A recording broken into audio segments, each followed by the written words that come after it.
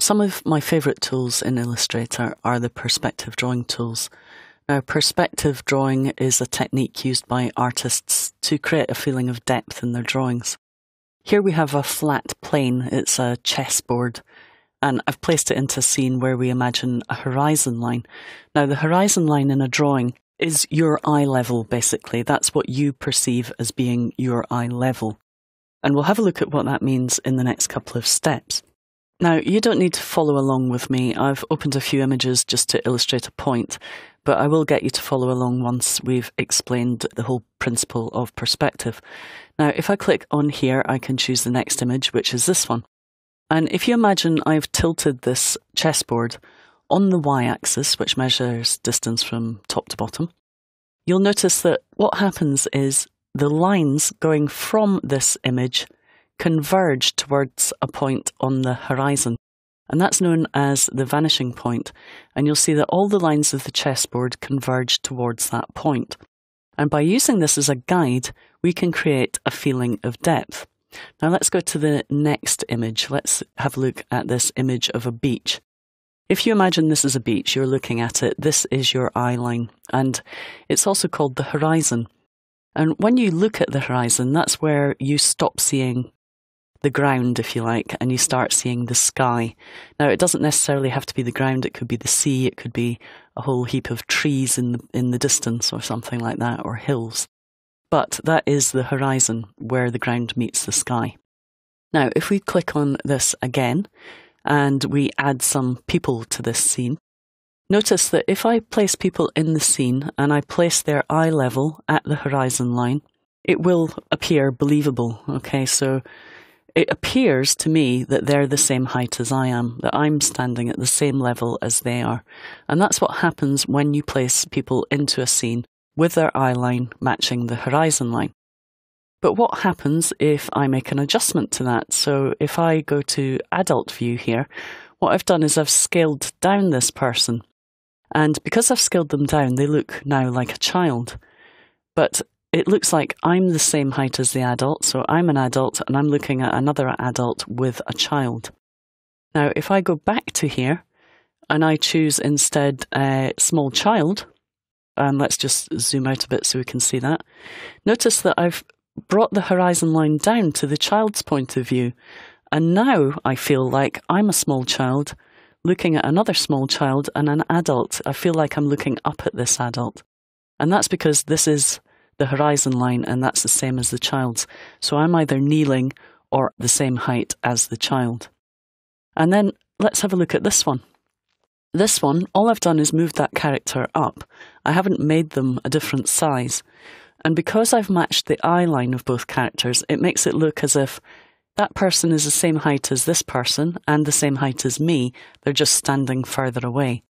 So you'll see by taking advantage of these converging lines, we can start to make it look as if we have depth in the shot. So if you have a look at this, there are converging lines going from here to the horizon line. So this is the kind of phenomenon that we try and recreate in drawing.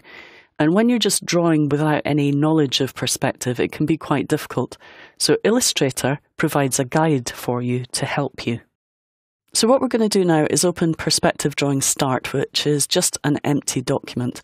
And what I want you to do is go down here to the Tool panel and click on the Perspective Grid tool. And this is the Perspective Grid. I'm also going to close this little panel here just to give us a bit more space. And you'll notice it places a grid onto my document.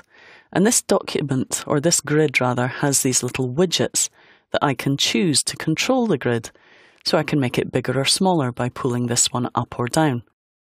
Okay, I can also adjust the horizon line, so I can decide how high the horizon line is. So am I looking down at a building or am I looking up at a building?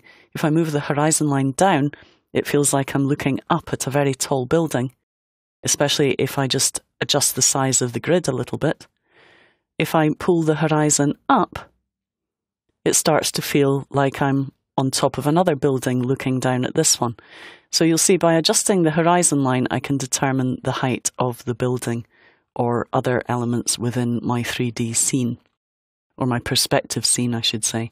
Now you can also move the whole grid, so if I want the building to be over here somewhere in my drawing, I can move it over there and then decide on the horizon line. And that gives me a little bit more space to draw down here. Now let's bring it back over into the centre. At any time if you want to reset the grid, you can go to View and down to Perspective Grid. And this is a 2-point perspective, so if you go into 2-point perspective and choose 2p normal view, it will reset the grid to where it was. So if you get lost, just reset it. Then we have options for extending the grid, and you'll notice that actually nothing's happening when I try and extend it this way. We'll talk about that in a second, but if you want to, you can trim the grid in, and we'll have a look at how to extend it in a little while. Now you also have these settings here, these widgets here. This one allows me to increase the size of the pieces of the grid, and once I've done that, I can extend it further. Bit of a strange one, that one, but if you make the grid size bigger, you can extend it further. So that allows you to do that, so we can create a very long building. Now, these things here are the vanishing points, and this is 2-point perspective, so we have 2 vanishing points. So we can make our view more extreme by stretching out these vanishing points. And again, I could extend the height of the building up here. And if we zoom out, using Command- on the keyboard, we can start to create these really amazing, dramatic kind of views. Now, we also have another couple of widgets. This one here will pull up the bottom of the building to the horizon line. So we now look like we're kind of underground looking up at the building, which is a bit odd, but you can adjust that if you want to. So lots and lots of controls in here for adjusting all of the grid options. Now we also have planar widgets here, which allow you to extend planes out from the original building. So I tend to use these. This can be a bit confusing, but what I tend to use these for, and you'll see me use them in later movies, is once I've drawn an initial building, I may then want to draw a building over here and create another road. So I'll use that to create a building on the other side of the street, or an opposite wall, something like that. So you can extend these at any time. Now, as I said, at any time you can reset this grid, and it starts to get a bit confusing at this point. So I'm going to go into my View Perspective Grid and show you that there are other perspective grids. So we have a 1-point perspective, which creates this kind of effect, which is great for creating like railroad tracks and things like that. If you want a railroad track going off into the distance, you can adjust your perspective grid. And again, you have a ground line and a horizon line that you can adjust. And all the same widgets allow you to make adjustments, bring the ground line up to the horizon, pull it down further. And then we have a 3-point perspective grid, which is pretty amazing. It gives us these really dramatic, Marvel-like perspectives. And this is the one that we're going to use in the exercises that we're going to go through. So there we can look as if we're really looking down on a very, very tall building. And I can extend that and make a really deep skyscraper by pulling this down and extending my grid that way. So you see, you can create just the most amazing dramatic perspectives using the Perspective Grid tool. So once you've had a little play with it, and again, I can adjust the vanishing points of that. So we have 3 vanishing points. So there's 2 vanishing points on the horizon line, and then we have a 3rd vanishing point down here.